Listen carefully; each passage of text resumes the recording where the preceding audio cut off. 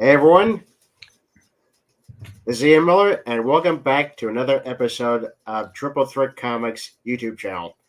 I'm here with Matt Wagner and Kelley Jones. Gentlemen, welcome back to the show. Hey, Welcome. man, good to see you again. Thanks for having us. Of course. Yes, So, yeah, we're both repping our merch there, Reppin'.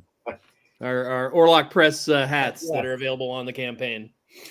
yeah. So, for those of you who don't remember, which I can't believe you can't not remember this, Matt and Kelley was on recently. Actually, last A year ago. Boy, that's a fast year, huh? I know. They were on last year to talk about their new Kickstarter campaign for the new series, their newest comic adaptation of Dracula. Now, they already released Volume 1, and it sold out completely, and now they're back with Volume 2, The Brides. Yeah. Okay. And let me just correct you a little bit, Ian. It is not an adaptation. That's distinctly what we are not doing. We are not adapting the novel, of which there have been many incarnations over the years in both film and comics and stage plays. We're telling everything that the novel doesn't tell. We're taking everything, all the information in the novel, and sticking extremely religiously close to it. And but we're telling all the stories that are kind of hidden in the shadows around the edges of the novel. Yep. Well, this is very exciting, guys. And you're back with, obviously, the brides. So I'm guessing in Volume 2, we get to meet the brides for the first time. We get to meet the brides, which in the book are such an indelible narrative moment. You know, the scene where the brides show up. Of course, let me point out, they're never referred to as the brides in the book. But, of course, they're just this very enchanting presence that manages to make its way into so many of the film adaptations and the comics as well, and the stage plays. And they're only on stage for, I don't know, 3 or 4 pages in the book. So that's a real testimony to what a powerful presence these characters are, even though they're completely undefined. They're just these 3 predatory vampire women. Mm-hmm. And so that left us with a huge blank canvas to fill in, you know, to tell the story of these 3 women, who they were, why they came to Dracula's attention, why he chose them as part of his harem. And we had to make all 3 of them very distinctly different and give Dracula 3 completely different reasons for choosing them. So that was just a blast. We're having a good time on this one, just as good as we had on the first one. Yeah, actually, it's really expanded. I think the story it gets bigger with this, even though it becomes well, we get to see him be a vampire. We get to see vampire stuff. We get to see, of course, the first volume he doesn't turn into a vampire till the end. You know, yeah. So now we're in full-on vampire mode. Yeah, it is. Yeah. Yeah, I remember the response to the first one was so, phenomenal, and I immediately bought a copy of it, and I read it, like, literally, the minute I got it, I was like, wow, you guys took it to another depth, another level. That was just exciting. Matt, your writing was stellar. Kelley, my God, the page layouts. Thank the you. designs were just fantastic. So, like you say, this project is the project that Kelley was born to draw. Well, I think what's really nice is hearing that, because the response we're getting is uniformly what you just said. I have not. I have to say I haven't gotten a response like this, which mirrored my own response to when I first read the script. It's the same reactions of just the story is I think absolutely amazing. Everywhere I hear it, they are talking about exactly that it's just normally they'll take a day or 2 or spread out reading it, but they're all reading it immediately and then reading it again. And I think that because there is so much to take in, it is, I think you don't expect, I mean, I didn't, when I read the script, you don't expect a Dracula story like this. You think you know Dracula, but you don't expect this. And then that it's all in canon. There's nothing that isn't what is suggested by Stoker himself. Back when this whole project began, I bought Kelley and I each one of these Dracula whiskey tumblers, and and they're so cool. It's got Bram Stoker's signature on it, and he told me when he first got the script, so he printed it out so he could read it old school style, not on a screen. Yeah. And he poured himself a bourbon, and he went out to his backyard and sat down and read it. He read it through, and he said, and then I sat there for 10 minutes, and then I read it again. And I read it again. Because I had done the same thing. I'd read it, and I went, Matt did a good job of saying, I have this different idea. Let me write it out. He gave me a very loose thing. He kind of said, it's not going to be what you expect, which is good to hear. And it's not an adaptation in the strict sense. So when it came, he wanted me to have my natural reaction to it. And I did. I read it, and then I read it. And it's a big damn script. So I read it, and I read it again. And it was so good. I called him and I said, yeah, I'm up. Because he wasn't saying just one book. He said, this is going to be, 4 books. Which is a commitment for both of us. Yeah, it's 5 or 6 years. Mm-hmm. And I was just reading it. So many images started coming to mind. But I also just wanted I wanted a physical copy of this. I wanted to feel like you come to Dracula, something's been around 130 years, and you feel like you did something new. Yeah. Yeah, you guys did. Because again, there is a fresh energy into this particular story, especially with the character. Like you said, been around for many years. There's been many, adaptations, many interpretations of the character, and you're like, well, how do you do this differently, but also make it feel the same? But you do it differently by changing your focus and not changing it. Many of the film adaptations, particularly, try and romanticize Dracula, trying to make it a love story. The novel is not a fucking love story at all. Not even close. And we really tried to maintain that he is a monster. But of course, he's a human monster. He's a monster that was a human first. Yeah. And he was already a monster before he was a human. Before he was a vampire. Yeah. And so all that, throughout that first book, as we said, he doesn't become a vampire till the end. So I was really pressed with the idea that, he has to be very recognizable as Dracula, as the Dracula we all know, even though we're not getting the familiar vampire beats in this first one, Yeah. And I think we pulled that off. I think there's enough little nods towards turns of phrase and the way he behaves and the powers that you see him exhibiting.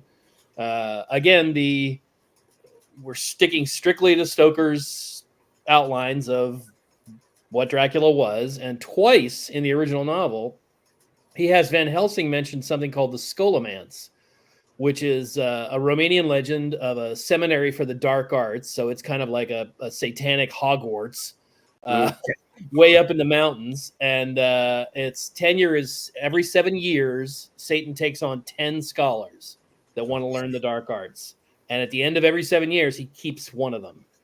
And I just thought, my God, why has nobody ever done anything with that? That's such a rich field to mine for narrative, And so we really tried to make sure that Dracula seemed like Dracula through all those experiences. And we see him gain the powers that we see him exhibit in the novel, because in the novel, we don't see many other vampires, but none of them seem as powerful as him.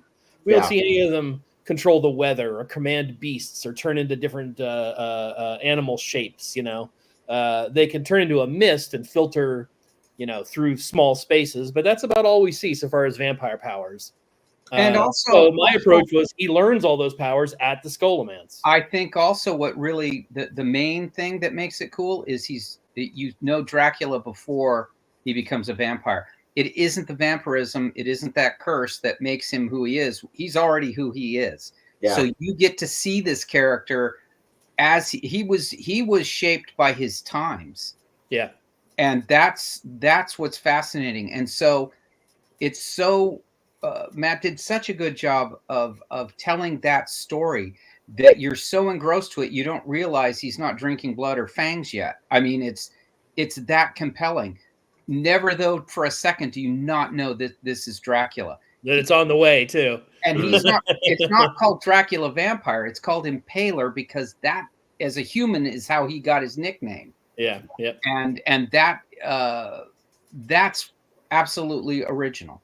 That's there's no romance to it.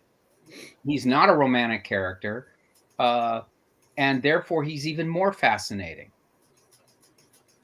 Yeah, and that plays over into the brides, because of course then we have these three women who become a part of his seraglio, and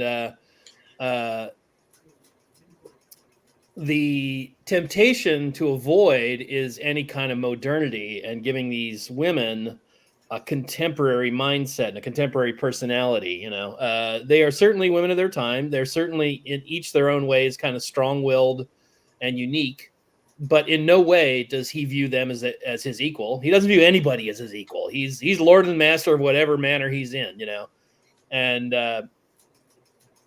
so he is the lord to this harem of vampire women. Well, and, the women, but it creates a complex relationship then with these three women. And the women use what women would need to use in their time, which is different than now. There's not some great argument. There's not some great, they use whatever abilities they have to manipulate as best they can the circumstances they're in.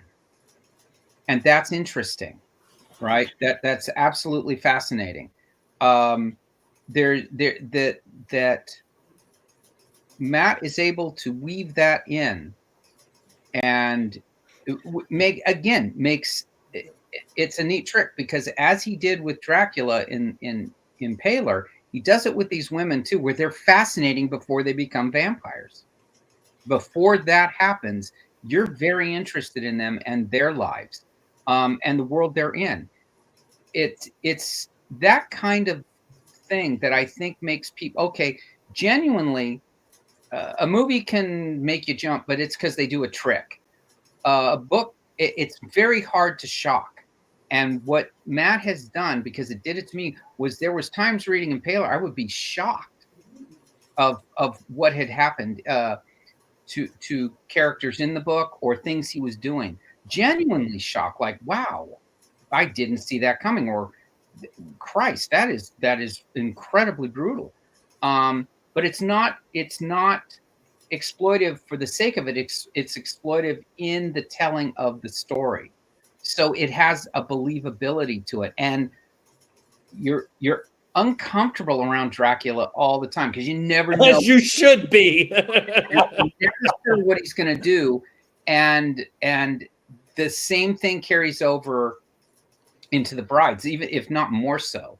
Is you don't know what he's going to do, and his rationale makes perfect sense to him. But he would never see himself as an evil character or an evil person.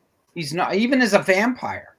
He has hungers, and he slakes those hungers, And he does, but he has a mission, and it's how is he still going to do his mission? It's absolutely fascinating. And of course, in the first book, he goes to extraordinary lengths to attain powers to what he feels is the necessity of defeating his enemies, the Ottoman Turkish Empire that's pushing east into Eastern Europe and conquering the Slavic lands. Yeah. So he does gain these tremendous powers, but instead of like Spider-Man, with great power comes great responsibility. With great power comes great limitations. Sometimes, because of course, a vampire has limitations on how he can exist and how he can extend his influence. Matt's so he's become more powerful than he ever imagined, and yet he's more constrained than he ever imagined. As Matt does a thing that is true of evil. As the greater an evil becomes, the more diminished it becomes. It's an irony, right? The greater something becomes, the smaller it becomes too. And so he gains more power than any person's ever had, and it begins to limit him. And he can't go where he pleases. He can't do as he pleases. But when he's about, he can do whatever he wants. Mm-hmm. But those times are limited. Yeah, those times the reach is limited. Yeah, very hard to lead an army when you're a vampire. Actually, Well, yeah, especially with the sunlight and all that. I mean, come on. Well, okay.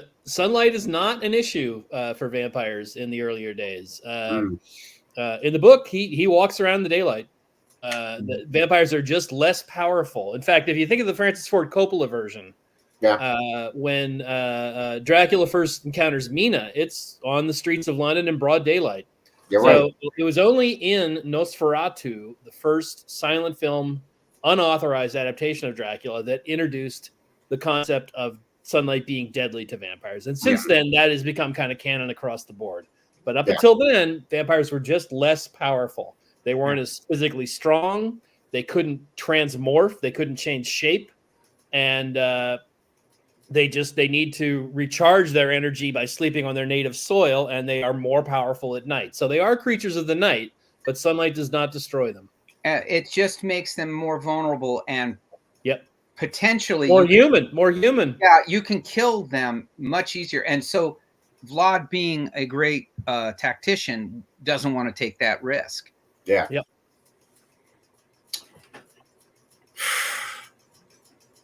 As you can tell, we know our vampire shit. Yeah. Trust me.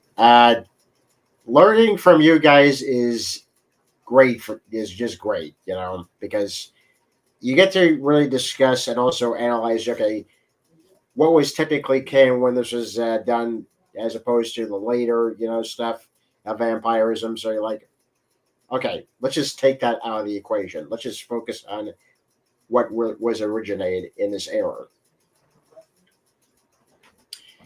So tell me, when it came to coming up with the brides, would you say that in Volume 2, there was Dracula is sort of attracted to the different personalities of the brides? Yeah. Well, not only the different personalities, but what need they fulfill in his life. Because, of course, again, he's a hungry character. He's hungry in every regard. He's hungry for power. He's hungry for blood. He's hungry for lust. Hungry with lust. Yeah. He's a consumer. He consumes. And so each of the brides, he has a different reason why he chooses them. And each one's different. And they don't all come quite as easily. Some are a little harder than others, And at the same time, all these women, I don't want to make it seem like these women are complete pushovers due to their time. You think back to how women existed through the centuries and through the millennia as let's face it, second-class citizens, and they must have been very brave and very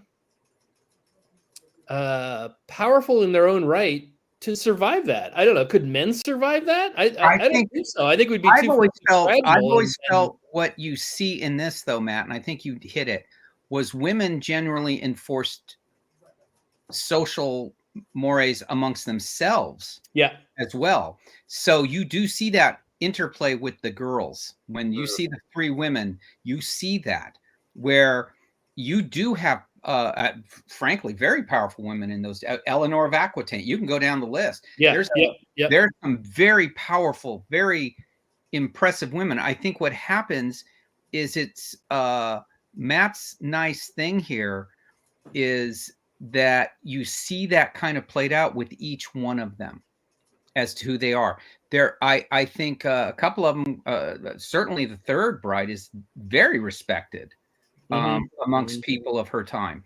The second bride, she's sharper. One of the only clues we have from the novel is that one of the brides, who is fairer, so I take that as blonde, fairer of complexion and etc. She seems to be of an aristocratic or higher class than the other two, because when they appear and are going to feed on Jonathan Harker, the other two defer to her and say, well, it's your right to go first. So that's the only clue we have to their identities. And I took that and ran with it. Yep. And it's a good run because I think what I find so fascinating is that they all feel of their time. You do feel like you're transported to a different time, and then the supernatural. And that so many times it's just the supernatural, that's right. It. Right. And you know, Right. We have to lay down the real stuff first. And then yeah, the supernatural shit is just icing on the fun cake. and it is. But that's why I'm shocked when he pulls a stunt on me, and Matt does it over and over. It does lull you into this thing, and then bang, he'll pull it. I think in the first one, it's not obvious. I think Valley of Fear by Conan Doyle, the Sherlock Holmes story, made me gasp at the end, and I won't ruin that why. But Matt did it on about page, I don't know, 35 or something of Impaler. I'm like going, holy, I like this guy, you know. And I had it in my head where it was going, and I thought, yeah, shocked me, absolutely shocked me. You know, I keep pointing to in various interviews. I keep pointing to Tony Soprano as the as the contemporary archetype for this. You know, somebody who you really like. You feel like you're on his side, and yet, you know, just as you're feeling really on his side, they hit you with a remember. He's a monster. He's a monster. You know? Yeah, and he is. I think one of my favorite things is that I began to start feeling some kind of a pull towards him. It's very magnetic. It's towards Dracula, you mean? Yes, and even when I'm drawing it, and I have to remind myself, you know, it's easier now, but man, and that the while doing Impaler, not to do shots where it's sympathetic, not to do something where you see it, because he would be outraged if he came back today that anyone would see him as a lover or sympathetic. He would just be outraged. Yeah. I think Matt, that's a perfect description. Perfect description. Yeah. Matt would not be impaled. All the other adapters on what's the this? You know, I always point to in the Coppola version, you know, which so claimed to be, you know, a faithful adaptation. It's not at all. Again, there's no romance in the original. But there's a scene where after Jonathan has escaped the castle and he's made his way to an abbey in Romania, and Mina, who has been having this love affair with Dracula, leaves and goes to join him and marries him in Romania. And Dracula is fucking raging and weeping. He's in like half bat form, but he's weeping. Like there's just streams of tears. And I'm like, Dracula does not weep. Doesn't weep. No. Nope. Never happens. Never happens. No. If he's heartbroken, that's that person's fault, not his. You know. No, it's true. It's true. But yeah, you can't really have any sympathy for someone who had done these horrible things before he became a vampire. Before he became a supernatural creature of the night. Yeah. Yes. Right. Yeah. So yeah, Kelley, I do understand. You know, trying not to draw scenes of sympathy, you know, on his face, because you don't remember what he's done, why he was specifically chosen. Well, the way you do it, the way I did it was he was absolutely convinced that's the right thing to do, and if it is what is necessary to be a leader of his people, it is necessary for him to fulfill his own destiny as the Prince of Wallachia. He does not see it. It's his responsibility to do it, and lesser men wouldn't impale 20,000. Right. There's a line. Let me punch it up here. Hang on.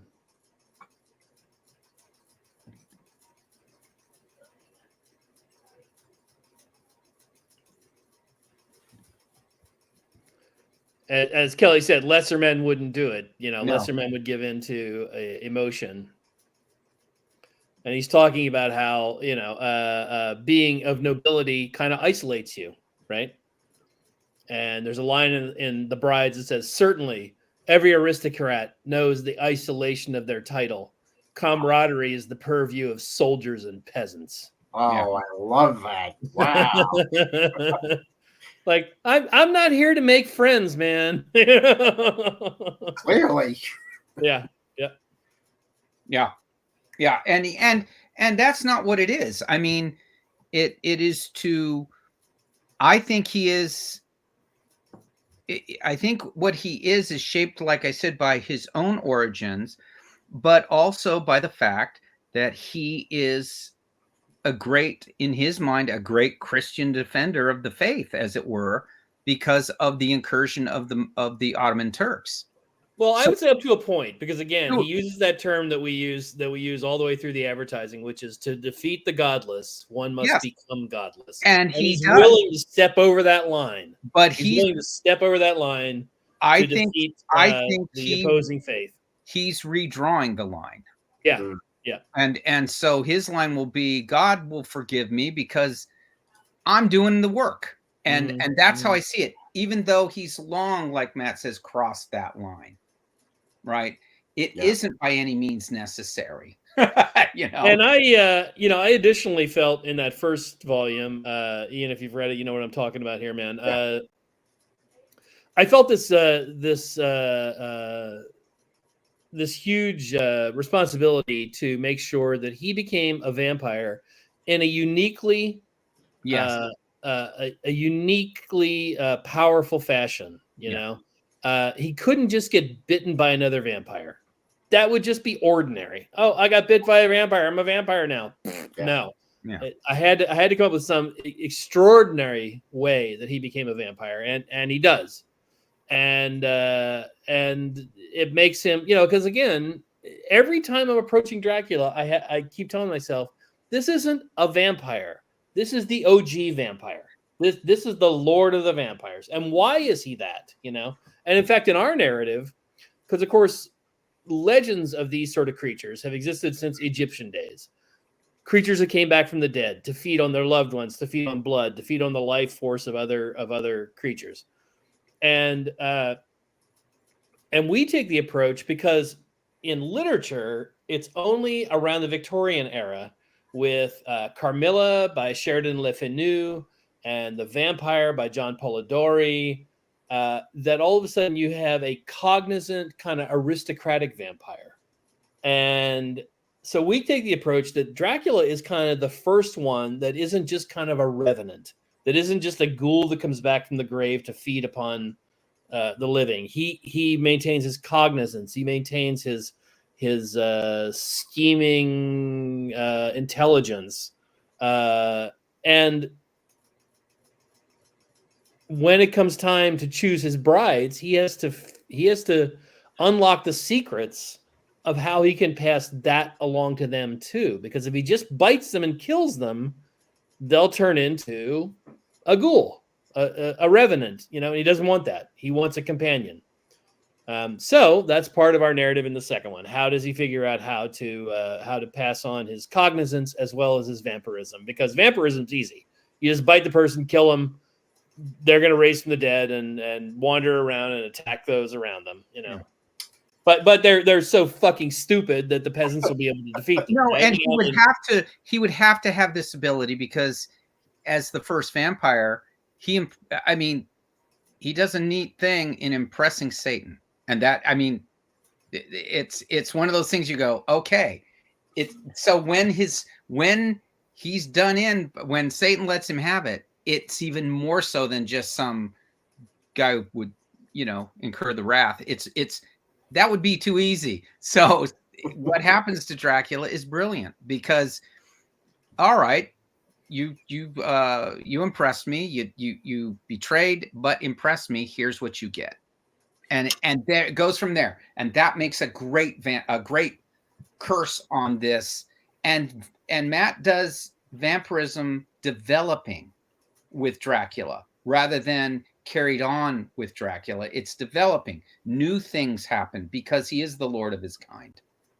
And the ability to make more is, Satan playing tricks with the dead. It's great. Oh. Well, shall we show them the Kickstarter? Yes, we should. Hold on to your head, folks. It's going to be a bumpy ride.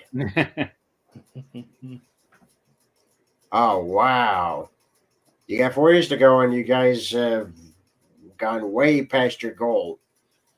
Well, our goal was a kind of cheeky $666. Very clever. We're just playing fun with that. We knew we'd get past that, but But we have so many reward tiers. There's that first red square. There's a very kind and glowing quote that Mike Mignola gave us, and Mike admits at the beginning, like, I'm a Dracula snob, and I Yes, love he it. is. Yes, he is. Yep. So if you get on the next square, just scan down there a little bit, Ian. So there's the 3 main editions. So you have Kelley's main cover on the left, my variant cover in the middle, and then the limited edition copy on the right, which comes with a tip-in sheet that's signed and numbered by both of us.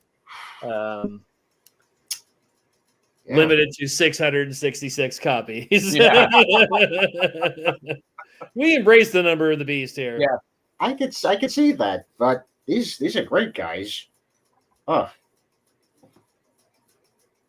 Yeah, Kelley, I have to be honest. I agree with Mike. You were definitely born to draw Dracula. It's again. I mean, I've said it in ad nauseum. It's story, and that if you have that, you have the right story, you're gonna get the right art. It will propel, generate the right art. Yeah, it will react. You'll react better when you completely believe what's going on. And it's funny because, you know, when Kelley and I had been threatening to work together for decades, you know, I think we talked about this last time we were on your show. Yeah. And, you know, when I finally called him and said, hey, man, I think I really got an idea that's going to fit both of us. He thought it would be either Dracula or Batman or Grendel. Yeah. I was like, no, it's Dracula. Yeah. No, that was the first surprise he threw at me. Was I thought Batman or Grendel. That would be fine. And I thought he had some big magnum opus with them. That would be fine, but it wouldn't be as good as Dracula. It did. Yeah, I agree. For us together, you know? I agree. I'm not trying to denigrate either Batman or Grendel. No, or Grendel. I agree with you. We were meant to do Dracula, pal. I think this is it. And because we have brought something new to it that hasn't been seen. And that is a tall order because there's been some great stuff done with this character, but not in this direction. And nothing in it is like anything I have read. And now I've read 2 of them, and there's nothing like it. Yeah, I'm just looking at and that is all I keep hearing. That is the best thing is I keep hearing that from people who've read it over and over and over. Like I've seen every Dracula thing. I keep getting like this. And it's not Dracula like Dracula was an alien. It's not like introducing something weird, stupid fucking shit like that. No, I think it's the hardest trick is it's in canon and it's brand new. Mm-hmm. Well, that's not always easy, but again, you guys managed to do it. Well, Matt went more than just the frosting of the cake. He got into the cake. Everyone just took this frosting off of what. No, I'm the eggs and the sugar and the flour. Yeah, he took it off and said, "How do we bake this thing?" And that is all these things that were the foundation that Stoker wrote, or all these things he hinted at. Everyone glossed over because they wanted the cape and the fangs and all that kind of. And keep scanning down there, Ian. That next red square there with the crow picking the eye out of the skull is a nice quote for Brian Condell, who is the co-creator and showrunner of House of the Dragon, the Game of Thrones spinoff, who gave us a terrific quote, who obviously is somebody that is used to taking some existing mythology and figuring out a new way to approach it. Yes. And he just raved about it. Yes. I was fairly blown away by his and just his general. I heard from he sent me a thing today saying how much he liked it. So it's one of those things like Matt said. Here's a fellow traveler in that sense, in that same realm. And he's knocked out by what he's seeing. Just as good storytelling, you know. Yeah. Oh, wow. That's page 1. Page 1. You guys can really get into the series. My God. I mean, look at this. It's how many years we've been watching Dracula movies, Matt, or reading Dracula books or reading vampires. It's cumulative. Longer than our cumulative comic book yeah. sum, which is 80 plus years. So it's got to be 90 plus years, right? Yeah. It's been, I've been fascinated by those legends and stories and adaptations and books of Dracula forever. Never, though, did I ever think I would do something like this. Never did it cross my mind to, because I had thought everything's been done. You know, it would just be my interpretation of something that everyone else had. Yeah, and that was my approach too. Because again, I had been brewing on this. I had been wanting to try my hand at Dracula for a long time, and it's like, what do you do? What do you do? What do you do? Yeah. And then when I finally got the idea, when I went straight to Kelley and was like, man, what do you think about this? And he was just like, oh, I am so on board. Yeah. let's make this happen, you know? Well, I think it is. It's hard to impress anymore. I mean, you can be excited by who you work with, but to have that and then say, I'm impressed with what I'm getting. I mean, to where you could tell someone just verbally what's going to happen and they'll go, ooh, that involuntary ooh. You know, it's like, and that was a short verbal too. I just gave you the extreme Reader's Digest version. The great Steve Siegel's reaction was ooh. Everything I've seen it. What are you going to do? Oh, disappointment. Why aren't you going to? And then you go, ooh, this is good. This is really great. I love that someone coming around to that. I just on the sheer power of the idea. Man. Yeah, it's great. It's great. If you notice why I'm not speaking, folks, it's just because I'm speechless. Well, I every time I look at it, I am too, man. Just keep scanning down there. Look at that in that page that you're scanning onto right now. That second panel, lower left. Holy shit! Dracula clinging upside down to a tree and just all eyes glowering, and he's just skewered this one guy on a spike of a limb, and he's just like because he's got to be bad before he gets really bad. Yeah. And this is all before we even get to the stuff that everyone knows, which will shock them. I think that's the biggest surprise will be when we get to that point.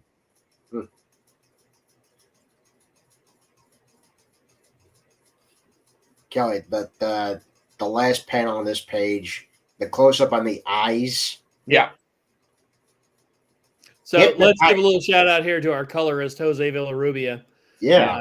Who is such an extraordinary colorist. And when we came into this project, we had a definite view about what we wanted out of the color. And Jose just took it and ran with it. I mean, part of it was we really wanted a kind of old school approach to color. Not a lot of computer tricks, just choose the right colors and put them in the right spot. Yeah. And oh my God.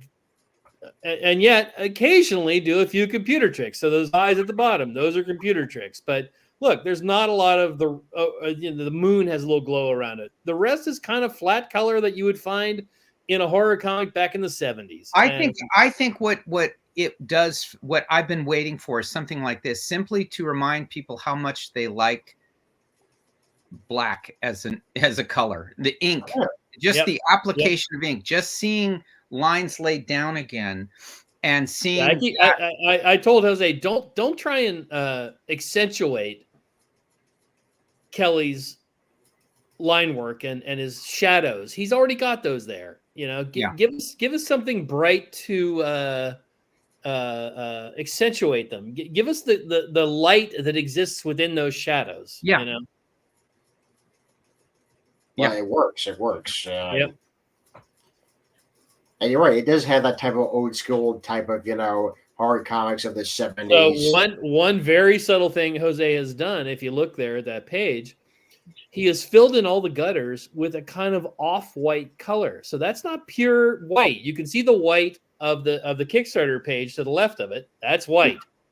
The page that's in the book is not quite white. So it gives it an old school flavor. It makes you feel like you're reading a comic from the 70s. Yeah, it's fucking brilliant. And I think such a cool small touch that he introduced into this entire process. I think what's really cool is when you do something kind of, I can equate it to music. When it's kind of stripped down, it becomes new again, because all the rawness that makes us love this genre is here now. Punk rock, baby. And yeah, and so all of a sudden you're reminded, why do you love it? There's nothing that looks like advertising art in this. There's nothing. Yeah, there's no. I said punk rock. You got to remember, punk rock wasn't really about anger and noise. It was about stripping away all the stuff from Yes and Emerson, Lake and Palmer and all the those sort of cutting it back to its bare essence. Just sheer rock and roll. And that's how I look at it. It's very rhythmic. Yep. Yep. We bring it, bud. And I wanted panels, not just pages. I wanted panels people would linger over. So you have to put that, and the best way to do that is with ink. That's just the best way to do it. Yep. Man. Now that said, let me announce that we will almost certainly be doing oversized artist editions of these. We're still determining how we'll break them up, but they will be full size to Kelley's art and in Kelley's magnificent, pure and raw black and white art. But we will eventually be doing those. That's not our initial. Again, that's an archival version. That's not our initial narrative version, which is the colored version. And that really will have coffee spills and fingerprints and messes. Yeah, there you go. There you go, buddy. It will look that way. Oh man. So the top one there, scan back a little bit, Ian. Yeah. That's Kelley's main cover, which is so wonderful. And then the next one down there is my variant cover. Yeah, these are good. These came out good. Yeah. We did when we were talking about the covers here for book 2. We were just like, okay, this is the brides. We don't need to see Dracula. It says Dracula in big letters, we need to see the brides and the brides only. So both of us focused only on those characters. Yeah, it's very clever how you guys took different approaches, because with yours, Kelley, you focus more on the faces as well as the mouths. Mm-hmm. But with yours, Matt, it's just mine is all tits and teeth. Yeah, I love how Kelley's is a 3-in-1. You know what I mean? It's like they are almost 3 versions of the same character all rolled into one. And yet they're each distinct. Yeah, I agree. Yeah, even with how you do the faces, Kelley, you can tell, maybe give hints about their personalities. Yeah. Well, yes, there is that. The way Matt had told me about them and what they became. Was what I was thinking of. How becoming vampiric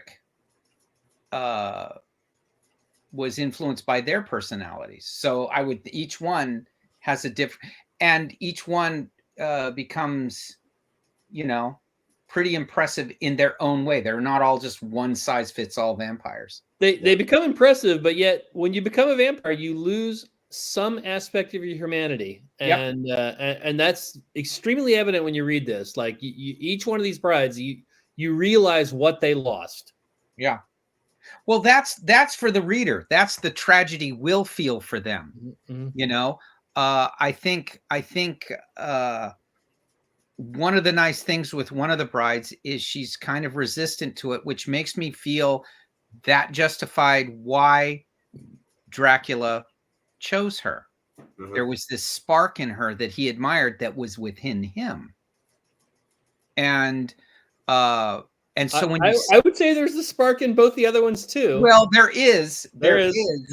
But you saved being more clear on that on the last one. Yeah. And then you said, okay, here we see the progression with the first 2 and the resistance in them with all of them, but also the acquiescence, also the desire, also that it's an easy trade once they get what they want. they have their own desires and lusts and whatnot. Yeah. So it's just they're not completely nefarious like our he is. Yeah.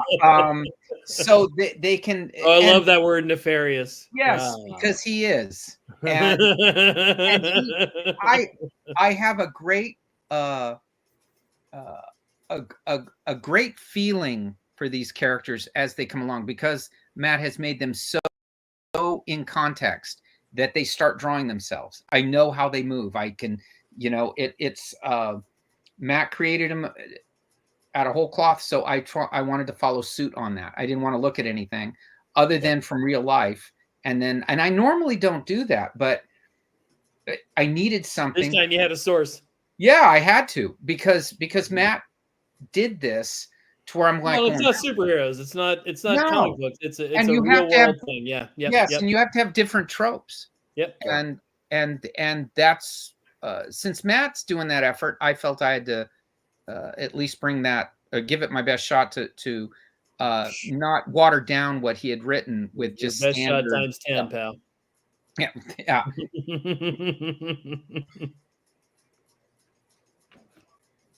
Keep going down there, Ian, and we will show off our our merch. Those are the various editions. We have some hardcover. We still have some hardcover editions from the previous Kickstarter. Some limited, some regular that you can tap into. Again, Dark Horse has released a trade paperback version. The only place to get the hardcover version is here on the Kickstarter, and the Kickstarter versions are the only ones that have these incredibly beautiful end papers illustrated by Kelley. The trade paperback version from Dark Horse does not have those.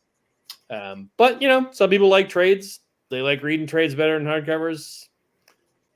Some people like having the hardcovers and a trade to be a reading copy or a lending copy. So that's an incredibly beautiful Giglet level print we're doing. It's 18 by 24. It's so beautiful. Limited to 100 copies, signed and numbered by me and Kelley. And almost nothing says Dracula more than that goddamn image.